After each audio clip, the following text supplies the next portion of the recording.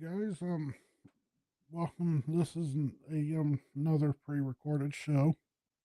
Normally, I don't get in the habit of doing this, but the schedule for the last part of the week is kind of you know cattywampus. So, yeah. Anyways, um, starting next week, I'm planning on being back to the regular live events and whatnot. Anyways, so before I get started, there's a QR code that you can scan and you can donate to support the channel if you like. Um, any donation amount is appreciated. I will be adding a Patreon page later on. That'll be on the website and everything once the website is put together and working. I just registered the domain this past weekend, so it's going to be a little bit. Anyways, so first thing I'm going to look go after is local events. I've got one big one, you know, that has come across my desk, and this is a food drive. This food drive supports Blessings in a Backpack, and this organization or group puts together food and things like that, so needy kids will have food over the weekend because many kids in the county only get fed while they're at school, and that's an unfortunate thing. But this food drive is being sponsored by Ralph Mortgage, and I apologize if I'm not pronouncing that name correctly, because I'm not real familiar with them. The event is, you know, they support Blessings in a Backpack that helps kids in need. They provide weekend meals for 365 children in Pickaway County. That's right, it's 365 children. The event is scheduled for Saturday, April the 5th from 1 p.m. to 3 p.m. And this is being held at Ralph Mortgage at 844 North Court Street in Circleville. There is a list of approved items. For example, individual cereal boxes or bowls. Um, makes it nice when just a little bowl cereal. You got cereal or granola bars, fruit pouches or cups. If you like me, applesauce in the little plastic cups that you get at Kroger's or wherever. Those things are a huge hit for me. So that's just an example. Then you have juice boxes, but it has to be 100% juice. All right. Then you've got meat sticks like Jack Links, Slim Jims, beef jerky, sticks as well.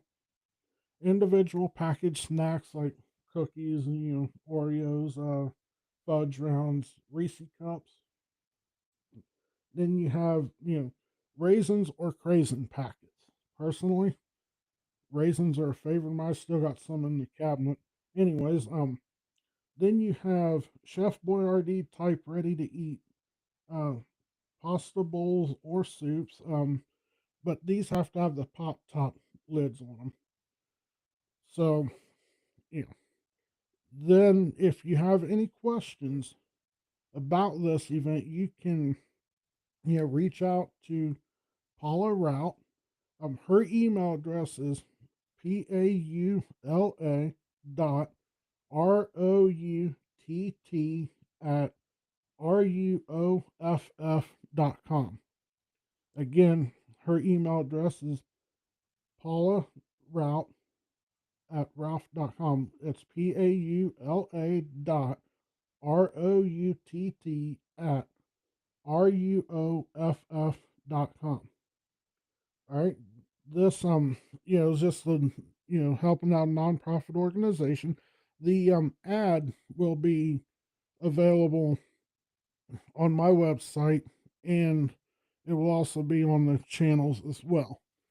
So if you can, and if you live in the area, I definitely would encourage you to, support that, organization since it's helping, the needy children of the county. And, 365 children that may not get to eat on the weekends, is just 365 children too many. But I applaud this organization for, you know, stepping up and trying to help out as best as they can. Because these, are our future that we're looking at.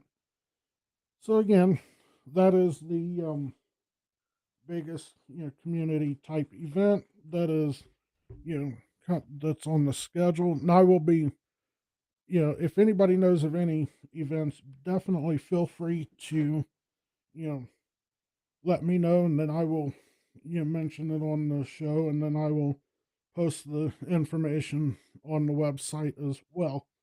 So, with that being said, before I go any further, and I think I've mentioned this once, I can't quite remember for sure, but QR code, scan it with your phone.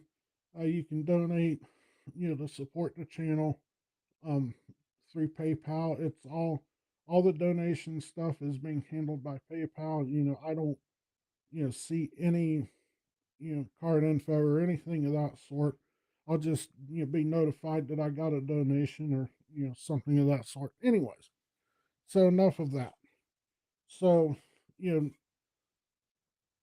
for a while, few episodes, I started, doing paranormal reviews and things like that. In one episode, I've mentioned, the Ohio Reformatory and the book that Sherry Brake had wrote about it. Just quick, overview. She's a phenomenal author.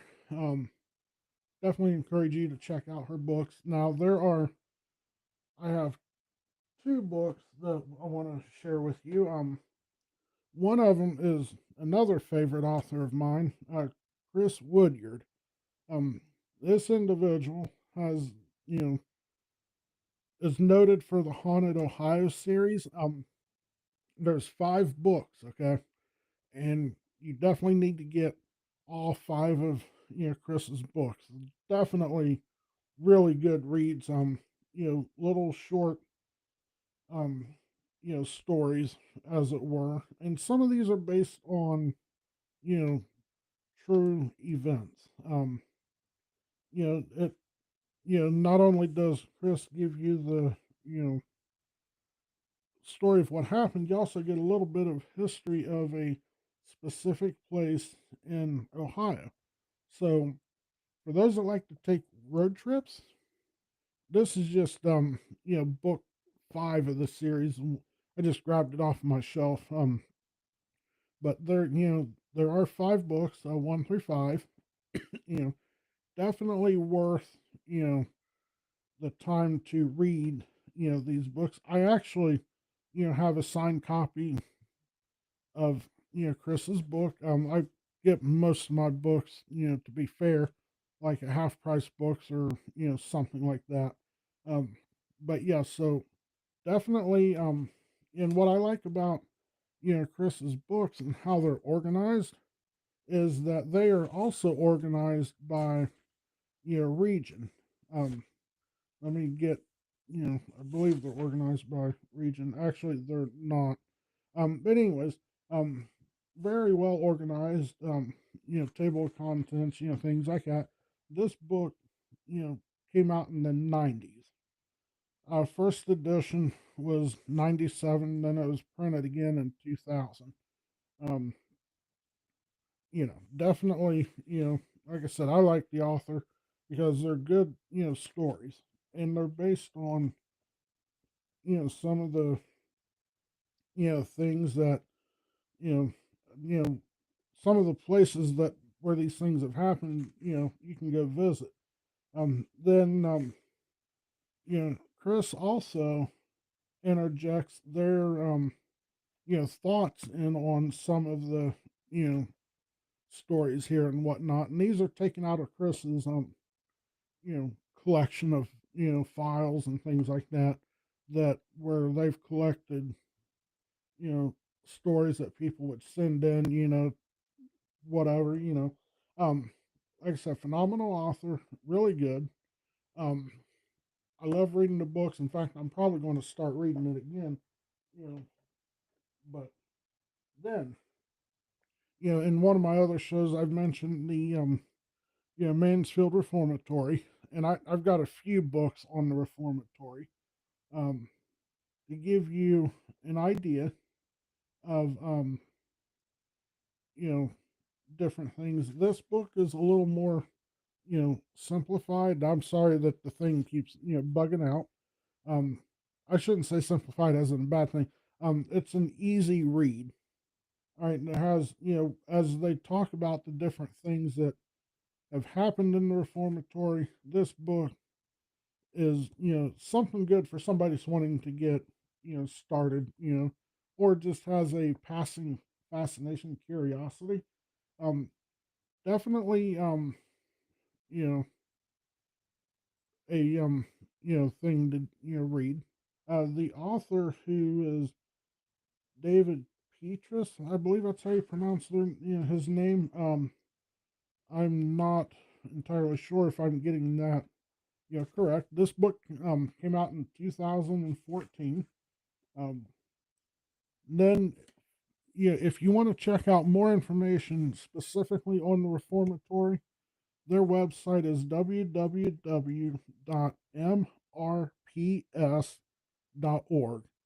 Again, that's www.mrps.org. And the reason I make a couple of different mentions on the reformatory is because these are locations that you can make day trips and things like that if that happens to be something you're looking to do on the weekends and things like that. As the weather warms up, and not to mention a place that can be fun and educational as well. So that's always a good thing.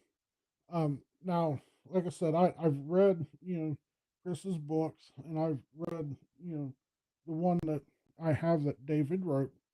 Uh, really good, well organized, information. So, and especially when the camping season starts, you may even find a way to incorporate some of the books for stories around the campfire. You know, just all sorts of interesting things there. But anyways, so not only do I like to read the books. I also we have the paranormal investigation type thing that goes on. Um, you know, so and we don't necessarily do the investigations as a fun activity because it can be far from fun. We do stuff like that to help people. Anyways, that's beside the point. If you happen to have any good books that you really enjoy, especially when you deal with the paranormal type thing, um, I definitely want to hear about it. Definitely want to read about it in the comments, or you can send me a message or whatever on, Facebook or YouTube or whatnot. And I definitely love to, you know, strike up some conversations there. And again, like I said, I'll be adding, this information to the website and whatnot. Um, but and I think I got into this paranormal, and that's a whole long, story there. But when I started finding these books, like, you know, Chris Woodyard wrote, Sherry Brake even wrote a few. I definitely got interested in it because I that gave me ideas of places that I can go visit, road trips and things like that because I like to get out and explore and travel when I can. Doesn't happen too often, unfortunately, but that's beside the point. Anyhow, so and these books are you know well, how would I want to refer? These books would be kid appropriate, at least the ones that Chris Woodyard write. All right. Um, they're not too gory. They're not too you know basically they're a 10-year-old could read them. You know, and anybody can because they're really not you know that bad in terms. You kind of get what I'm trying to get at. I hope I'm making sense. Now, Sherry Brake, um, her books go in a lot of detail. So, I definitely would encourage, especially if you're doing history research, things like that, especially as I know she's done one on the reformatory. She's done one on, you know, Moundsville, I think, which is West Virginia. She's done the Trans-Allegheny, which is Kentucky, I think. Very detailed. Chris Woodyard shares a little bit of history, but Chris Woodyard focuses more on the paranormal aspect, and that's not a bad thing. Um, you know. But anyways, so that's that on that part, and this show, like I said, it's just a little short one. Um, so I do think that you know I will probably do one based on you know the investigation process at some point down the road. But like I said, I want to keep things primarily focused on local community events, things like that. Um, but so definitely want to hear your experiences. Definitely want to hear your stories because you'll find that people have more have things like that and were more common than what you'd want to what you want to realize or that you just haven't realized yet. Anyways, so I just want to recap on a couple of things. The backpack for kids, food drive I just mentioned. I also want to, you know, reiterate the fact that I will have a running calendar of events on the website once I have the website, fully functional. It's not ready yet, so you just bear with me, and we will, get that going. And any information that I share, like this flyer for the food drive, it will also be posted on the website as well, and along with the contact information, things like that. Um, so with that being said, like I said, I'm going to cut this one short. Um, and we will hopefully will be back on normal schedule, starting next week. In the meantime, like I said, this is a pre-recorded show, so I will look at your comments and things like that, later on, and I will respond back to you guys individually if I at all possibly can, or if I see comments that are all related to the same thing, I will address all of those all at the same time. Just one last reminder, QR code, scan that for donations. Any support is appreciated. And definitely share, the videos and, the live streams and stuff, especially, to all your local friends and stuff, because this is going to be a local thing for the, county and the community. So, with that being said, I wish everybody a safe and happy evening.